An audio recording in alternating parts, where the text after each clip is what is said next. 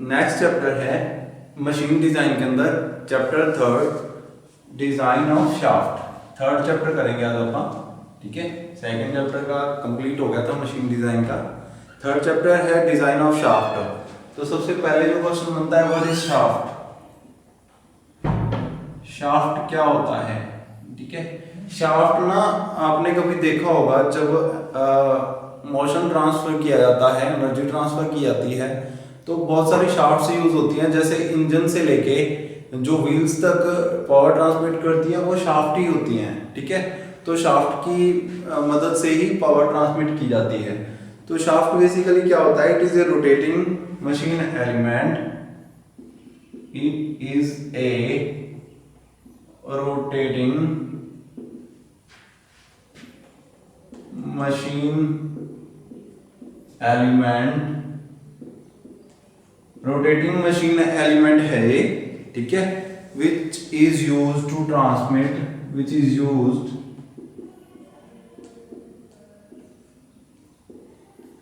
To transmit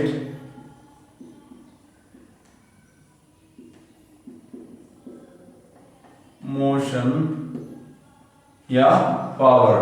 power को transmit करने के लिए पावर ही लिखेंगे अपन, मोशन को तो कोई भी चीज ट्रांसफर कर सकती है। शाफ्ट किसको ट्रांसफर करने के लिए, पावर को ट्रांसफर करने के लिए यूज की जाती है, ठीक है। ट्रांसमिट पावर, पावर को ट्रांसमिट करने के लिए जिस चीज का अपन यूज कर सकते हैं वो क्या है, शाफ्ट है, ठीक है। शाफ्ट के अंदर मटेरियल कौन सा यूज होता है, material used for shaft. Next topic है ये, मटेरियल कौन सा यूज करते हैं आप शाफ्ट के लिए, ठीक है। तो शाफ्ट के लिए जो मटेरियल यूज करते हैं उसकी कुछ प्रॉपर्टीज होनी चाहिए, ठीक है। प्रॉपर्टीज वो कौन कौन सी हैं, पहले आप प्रॉपर्टीज लिख लेते हैं शाफ्ट के लिए मटेरियल, फिर बाद में करेंगे कि प्रॉपर्टीज कौन सी चाहिए।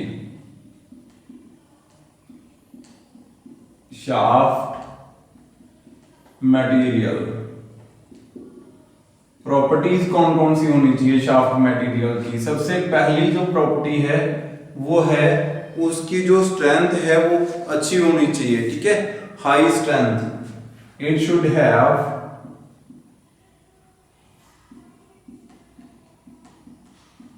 High strength,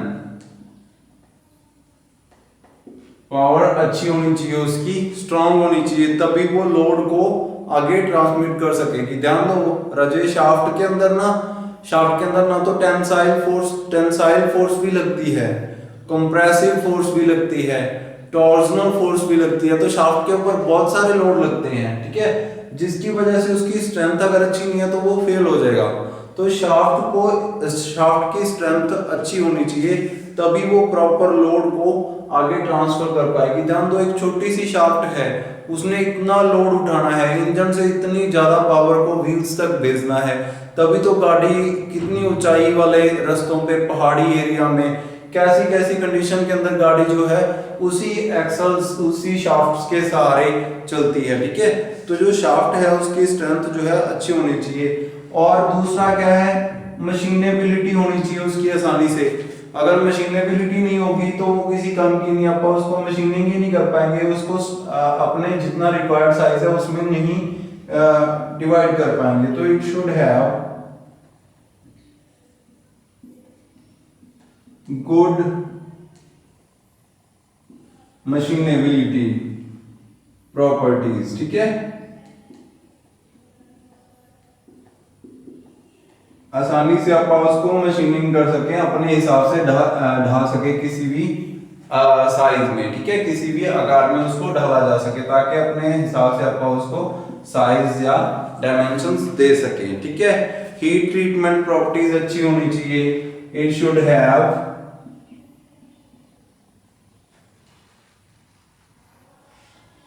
heat treatment properties, ठीक है। उसको हीट ट्रीट किया जा सके ताकि आसानी से उसको जो है स्ट्रेंथ दी जा सके, ठीक है।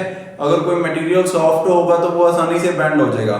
तो शाफ्ट को बेंड नहीं होना चाहिए, इसको स्टिफनेस इसकी जो स्ट्रेंथ है वो ज्यादा होनी चाहिए। तो वो कैसे आप प्राप्त कर सकते हैं, वो हीट ट्रीटमेंट की से प्राप्त किया जा सकता है, हीट ट्रीटमेंट से उसको हार्ड किया जा सकता है। नेक्स्ट है इसके अंदर वियर रेजिस्टेंस हाई होना चाहिए, हाई वियर एंड टियर कम हो, हाई वियर रेजिस्टेंस होना चाहिए, ठीक है। वियर को रेजिस्ट कर सके, अगर वो किसी उसके ऊपर चल रही है, किसी बेयरिंग के ऊपर चल रही है, तो वहां से कंटिन्यू घिसते घिसते वो खराब नहीं होनी चाहिए, रेजिस्ट कर सके बेयरिंग को, ठीक है। तो अब ऐसे कौन कौन से मटेरियल हैं जो इन प्रॉपर्टीज को फॉलो करते हैं, ठीक है। किसको आप शाफ्ट के लिए यूज कर सकते हैं मटेरियल को, बेस्ट मटेरियल फॉर शाफ्ट, ठीक है। तो नॉर्मल जो आप शाफ्ट हैं वो किसकी यूज करते हैं,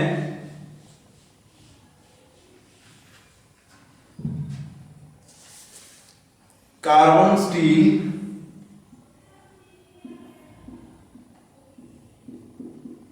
जो है सबसे बेस्ट है शाफ्ट्स के लिए, ठीक है। इसके कुछ ग्रेड्स होते हैं, carbon steel of grade,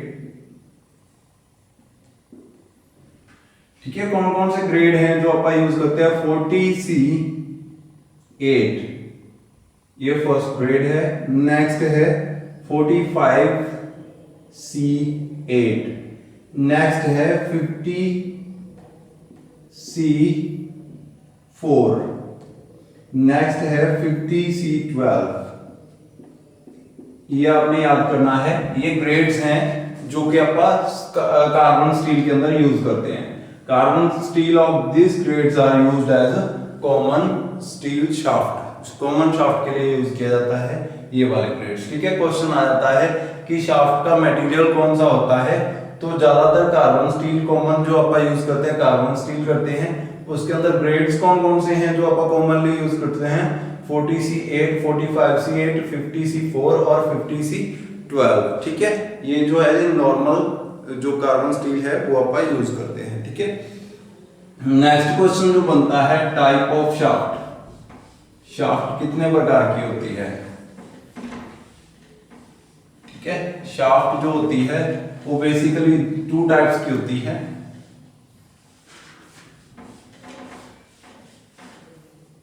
next जो टॉपिक था टाइप ऑफ शाफ्ट, ठीक है। शाफ्ट जो है कितने टाइप की होती है, तो 2 टाइप की मैंने बताया आपको। सबसे first one is transmission shaft,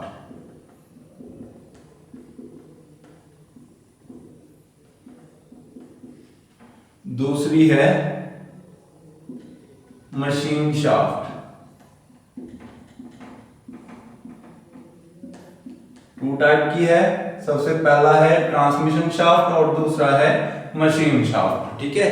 transmission shaft कौन सी होती है, जो कि पावर ट्रांसमिट करती है from source, transmitting power from source to जो मशीन को रिक्वायरमेंट है, सोर्स टू जिस मशीन की रिक्वायरमेंट है, टू मशीन। सोर्स मतलब कि जैसे कोई इंजन से लेके मशीन तक पावर ट्रांसमिट करना, तो क्या है ये ट्रांसमिशन शाफ्ट का काम है, ठीक है। ट्रांसमिशन शाफ्ट जैसे सोर्स से लेके व्हील तक पावर ट्रांसमिट करना, ये भी किसका काम है, ट्रांसमिशन उसका काम है, ठीक है। ये मशीन का हिस्सा नहीं है, ये जो वर्किंग होनी है उसका हिस्सा नहीं है, ये उससे अलग है, ये उसको पावर ट्रांसमिट करने के लिए ही यूज होती है, ठीक है। लेकिन मशीन शाफ्ट ये पार्ट होता है उसका, ठीक है। मशीन शाफ्ट उसी मशीन का पार्ट होता है, part of machine, it is A part of machine. ये मशीन के अंदर ही फिट होता है, ये अलग से फिट है, बाहर से पावर ट्रांसमिट कर रही है अप टू मशीन तक, जो मशीन की रिक्वायरमेंट है वहां तक। लेकिन जो मशीन शाफ्ट है वो कौन सी है, जो मशीन के अंदर ही फिट है। जैसे आपने इंजन के अंदर क्रैंक शाफ्ट है या कनेक्टिंग रॉड है, सॉरी कनेक्टिंग रॉड शाफ्ट नहीं है, क्रैंक शाफ्ट या कैम शाफ्ट, 2 शाफ्ट हैं। ठीक है, वो दोनों क्या है, वो पार्ट ऑफ मशीन है। तो फॉर एग्जांपल क्रैंक शाफ्ट या कैम शाफ्ट, ये पावर ट्रांसमिट नहीं करती हैं, एक जगह से दूसरी जगह पावर ट्रांसमिट नहीं करती हैं। ये क्या है, ये मशीन का हिस्सा है। अगर ये ना तो मशीन ही नहीं है, ठीक है, मशीन तो है यहाँ पे, लेकिन पावर उसको ट्रांसफर कर रहे हैं ट्रांसमिशन शाफ्ट से। यहाँ पे ये मशीन का ये हिस्सा है। तो दो तरीके की पावर शाफ्ट होती हैं, एक मशीन शाफ्ट, एक ट्रांसमिशन शाफ्ट। पावर को बाहर से लेके आना मशीन तक is known is done by transmission shaft. और जो दूसरा है, अगर मशीन का ही पार्ट हो तो वो कौन सी है, मशीन शाफ्ट। ठीक है, दोनों शाफ्ट के बारे में आपने पढ़ लिया है। नेक्स्ट टॉपिक बनता है standard size of shaft. Standard size of shaft. Shaft के कौन कौन से स्टैंडर्ड साइज होते हैं, किसको आप स्टैंडर्ड मान सकते हैं। ठीक है, अब अगर आप शाफ्ट के बारे में पढ़ रहे हो तो शाफ्ट के साइज बहुत इंपॉर्टेंट है। ठीक है, तो शाफ्ट के साइज जो होते हैं उनको स्टैंडर्ड माना जाता है। सबसे पहला साइज होता है, अगर उसका डायमीटर 25 mm टू 60 mm है, ठीक है, 25 mm to 60 mm with a step of 10 mm। 10 mm के स्टेप्स दिए जाते हैं उसकी मजबूती के लिए। ठीक है, विद 10 mm स्टेप्स, ये भी लिख सकते हो सीधा, विद ए स्टेप ऑफ, ऐसा नहीं, सीधा भी लिख सकते हो विद 10 mm स्टेप्स। ठीक है, तो ये कौन सा है, ये स्टैंडर्ड साइज है। अगर 25 से 60 mm की आपकी वो है शाफ्ट, तो उसके अंदर 10 mm के स्टेप्स होने चाहिए, तो ये स्टैंडर्ड शाफ्ट है। ठीक है, दूसरा इसके अंदर आ जाता है, सेकंड साइज आ जाता है 110 to 140, 110 to mm to 140 mm with 15 mm steps, 15 mm steps। इसके अंदर जो स्टेप्स हैं उसका साइज कितना हो गया, 15 mm। ठीक है, तीसरा स्टैंडर्ड जो है वो है 140 mm to 500 mm with 20 mm steps, 20 mm steps। ठीक है, इसके अंदर जो स्टेप्स हैं उसका कितना हो गया, 20 mm साइज हो गया। ठीक है, उसके बाद आता है कि लेंथ कितनी है, standard length, length of shaft. Standard length of shaft कितनी है। अब ये तो आ गया उसका साइज इन डायमीटर। अगर 20 mm 25 mm डायमीटर से लेके 60 mm डायमीटर है तो 10 mm के स्टेप के साथ ही ये शाफ्ट जो है स्टैंडर्ड है। ठीक है, ऐसे ही 110 डायमीटर 140 डायमीटर तो 15 mm का स्टेप जो है ये भी एक स्टैंडर्ड है। लेंथ के बारे में कभी बात नहीं की आपने, तो लेंथ कितनी होनी चाहिए एक स्टैंडर्ड शाफ्ट की, तो लेंथ होती है इसकी 5 मीटर। शाफ्ट बोलते हैं उसको 6 मीटर शाफ्ट और 7 मीटर शाफ्ट। ये जो है ये स्टैंडर्ड लेंथ है शाफ्ट की। ठीक है, 5 मीटर हो सकती है, 6 मीटर हो सकती है या 7 मीटर हो सकती है। ठीक है, ये क्या है, स्टैंडर्ड लेंथ ऑफ शाफ्ट। तो यहाँ पे आपने स्टैंडर्ड साइज ऑफ शाफ्ट पढ़े हैं। ठीक है, कि कौन कौन से स्टैंडर्ड्स हैं जो आप फॉलो करते हैं जब आप शाफ्ट को डिजाइन करते हैं, तो उसकी लेंथ लगभग स्टैंडर्ड साइज की होनी चाहिए। ठीक है, स्टैंडर्ड साइज की शाफ्ट की लेंथ होने का क्या मतलब है कि ये साइज कहीं से भी मिल सकता है शाफ्ट का। इस साइज की शाफ्ट आप कहीं से भी अवेलेबल करवा सकते हो, ये आपको आसानी से मिल जाएगी क्योंकि ये स्टैंडर्ड है, ये बनती है शाफ्ट। ठीक है, इसको साइज कम या ज्यादा करके चाहिए तो आपको इसको साइज खुद कम करना पड़ेगा। ठीक है, वो आपको स्टैंडर्ड में नहीं मिलेगा। नेक्स्ट आता है टॉपिक इसके अंदर कि अगर कोई shaft subjected to various load, कौन कौन से लोड्स होते हैं शाफ्ट के ऊपर, तो शाफ्ट के ऊपर टेंसाइल लोड हो सकता है, कंप्रेसिव लोड, ताकि बेंड करने की कोशिश करे। ठीक है, तो shaft subjected to bending load हो सकता है उसके ऊपर। दूसरा होता है उसके ऊपर टॉर्जनल लोड हो सकता है। ठीक है, उसको टॉर्जन करवाने की कोशिश करे, उसको बेंड करवाने की कोशिश करे, उसको घुमाने की कोशिश करे, सॉरी। ठीक है, टॉर्जनल शियर स्ट्रेस लेके आए उसके अंदर। और तीसरा हो सकता है combination of bending and torsional stresses. ऐसे सारे लोड हैं जो शाफ्ट के ऊपर हो सकते हैं। नेक्स्ट टॉपिक आता है कि अगर जो शाफ्ट है, नेक्स्ट टॉपिक है आपका शाफ्ट सब्जेक्टेड टू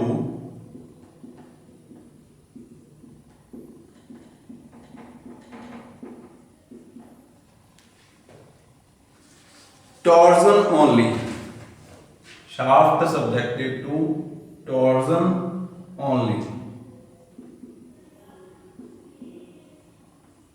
ठीक है, एक शाफ्ट है जो टॉर्जन है जिसके अंदर, ठीक है, सिर्फ टॉर्जनल फोर्स है, उसको टॉर्जन करवाने की कोशिश की जा रही है।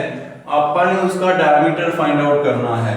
Find the diameter of shaft, determine लिख सकते हो, find the diameter of shaft, ये क्वेश्चन है, ऐसे क्वेश्चन आएगा। ठीक है, कि आप कैसे फाइंड आउट करोगे, कैसे डिटरमाइन करोगे अगर आपके पास जो शाफ्ट है वो subjected with only torsional force लग रही है उसके ऊपर, तो आप कैसे निकालेंगे उसके अंदर। तो diameter of shaft can be obtained by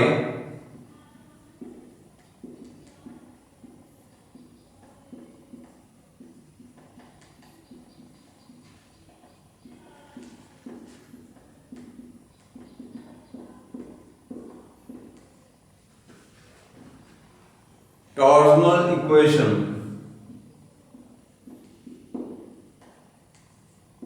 torsional equation से आप इसका डायमीटर फाइंड आउट कर सकते हैं।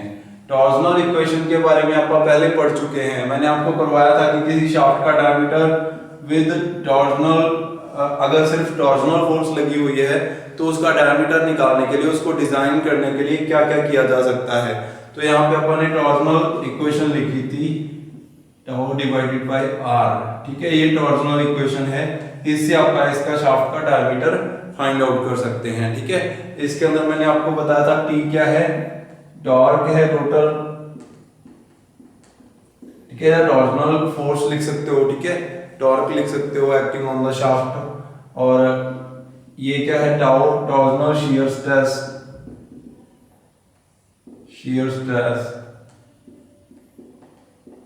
ठीक है, टॉर्जनल शियर स्ट्रेस है ये टाउ, ये वाला जो है। ठीक है, उसके बाद ये polar moment of inertia, polar moment of inertia.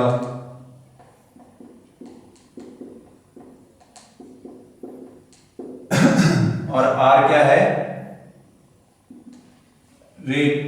Distance from neutral axis to the outermost fibre, distance from neutral axis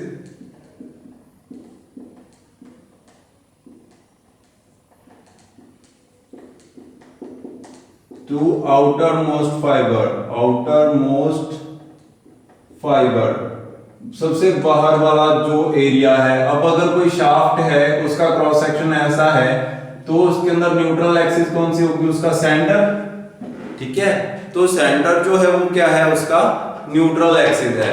और आउटर मोस्ट फाइबर कौन सा है, ये वाला डिस्टेंस, उसकी रेडियस। ठीक है, ये आउटर मोस्ट वो है फाइबर है। आउटर मोस्ट फाइबर से लेके न्यूट्रल एक्सिस तक के डिस्टेंस को क्या बोलते हैं, आर बोलते हैं। ठीक है, यही आर आपने फाइंड आउट करना है। ठीक है, आर को आप d डिवाइडेड बाय 2 भी लिख सकते हैं, r is equal to d divided by 2। ठीक है, तो ये कैसे फाइंड आउट किया था आपने लिखा था फॉर सॉलिड शाफ्ट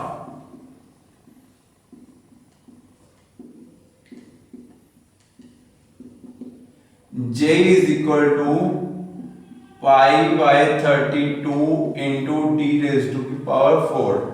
ये फार्मूला होता है फॉर सॉलिड शाफ्ट।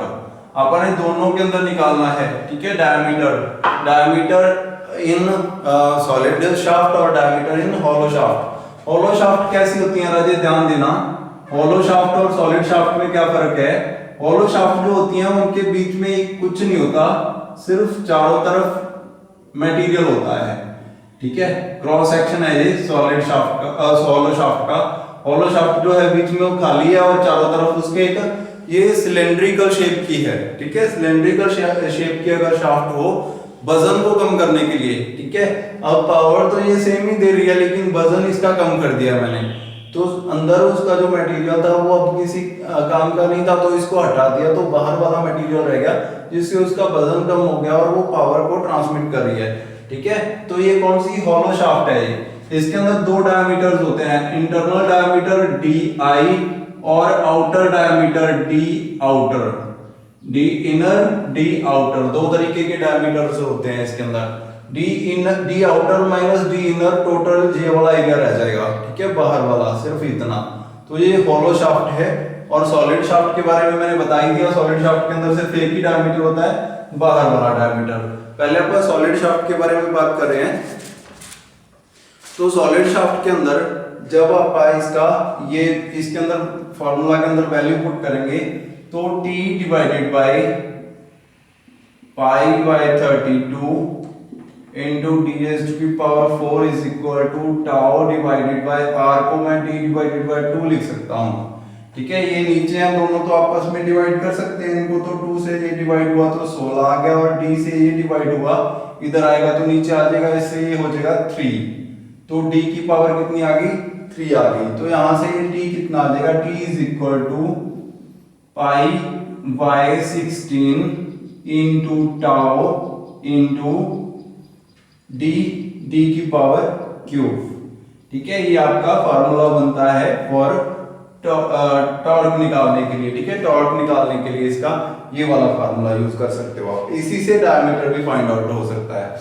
अगर किसी शाफ्ट का टॉर्क दे रखा है आपको, ठीक है, और टॉर्जनल शियर स्ट्रेस दे रखी है कि इतनी शियर स्ट्रेस, इससे ज्यादा शियर स्ट्रेस इसके अंदर फेल हो जाएगी शाफ्ट, तो जो शियर स्ट्रेस भी दे रखी है और आपको इसका टॉर्क भी दे रखा है, तो आप इसका डायमीटर निकाल सकते हो, ठीक है।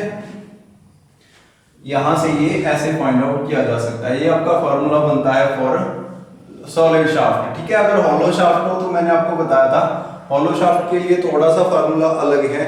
उसके लिए जे जो फाइंड आउट करते हैं आपका पोलर मोमेंट ऑफ इनर्शिया, उसके अंदर ये फार्मूला होता है डी आउटर की पावर 4 माइनस डी इनर की पावर 4।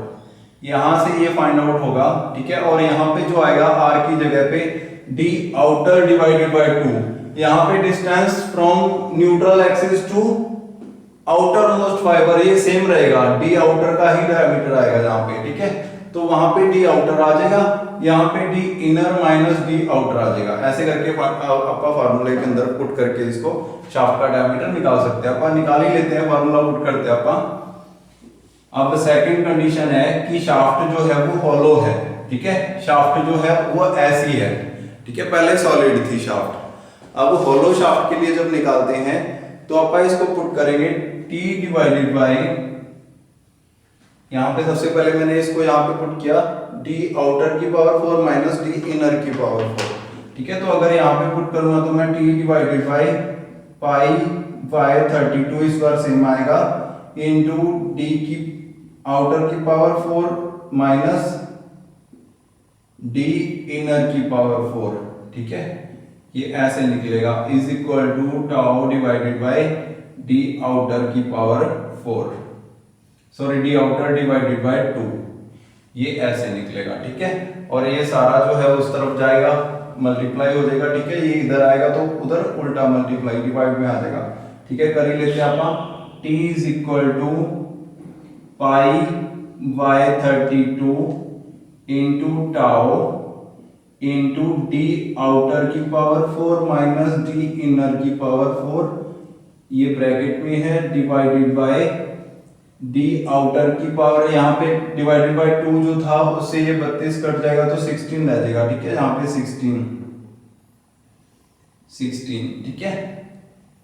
ये उधर जाएगा तो ऐसे मल्टीप्लाई हो जाएगा, 2 इंटू डी की पावर 4 यहाँ पे नीचे आ जाएगी। यहाँ पे क्या रहेगा, डी आउटर रहेगा ऊपर नीचे, ठीक है। ये जो था ये नीचे आ गया और 2 जो था वो ऊपर चला गया, ठीक है। 2 ऊपर चला गया तो यहाँ पे चला गया तो इससे डिवाइड हो जाएगा, 32 से यहाँ पे 16 रहेगा। तो ये बन गया आपका फार्मूला टॉर्क निकालने का, ठीक है। टॉर्क कैसे निकाला जा सकता है, torque is equal to pi by 16 into tau into d outer power 4 minus D inner की पावर 4 डिवाइडेड बाय टोटल का डिवाइड है डी आउटर की पावर, सॉरी डी आउटर नीचे, ठीक है। तो ये आपके दो फार्मूलाज बना दिए मैंने, एक तो ये वाला, दूसरा कौन सा था, T is equal to solid shaft, ये होलो शाफ्ट के लिए, होलो शाफ्ट, और T is equal to pi by 16 into tau into t raise to power 4, ये किसके लिए है, ये फार्मूला आपका बनेगा सॉलिड शाफ्ट, सॉलिड शाफ्ट जिसके अंदर एक ही डायमीटर हो, ठीक है, जिसके अंदर एक ही डायमीटर हो, पूरा ये वाला सर्कल ना हो, अंदर वाला टोटल पूरी बॉडी हो, हार्ड बॉडी, ठीक है। तो उसके अंदर क्या आएगा, d की पावर 4 डायरेक्ट आएगा, ये वाला फार्मूला लगेगा। और जिसके अंदर आपका दो डायमीटर्स हो, डायमीटर इंटरनल, डायमीटर आउटर, ठीक है, तो उसके लिए ये वाला फार्मूला लगेगा, ठीक है, नीचे वाला। दोनों फार्मूलाज याद रखने आप लोगों ने, ठीक है। ये बहुत सारे न्यूमेरिकल आएंगे, इसके ऊपर आप कल नेक्स्ट लेक्चर में इसके एग्जांपल्स करेंगे, ठीक है। फिर नेक्स्ट टॉपिक शुरू करेंगे जिसके अंदर बेंडिंग फोर्स लगी हो, ठीक है। अब अपन नेक्स्ट लेक्चर में इसके एग्जांपल्स करेंगे। फिलहाल आपने दो फार्मूलाज याद किए हैं, ठीक है, इनको कल सेम टू सेम ऐसे ही अपर बोर्ड के ऊपर लिखेंगे, फिर न्यूमेरिकल सॉल्व करना शुरू करेंगे इसके एग्जांपल्स, ठीक है। ये याद कर लेना आप लोग। आज इतना ही करेंगे, बाकी नेक्स्ट लेक्चर में करेंगे। Thank you.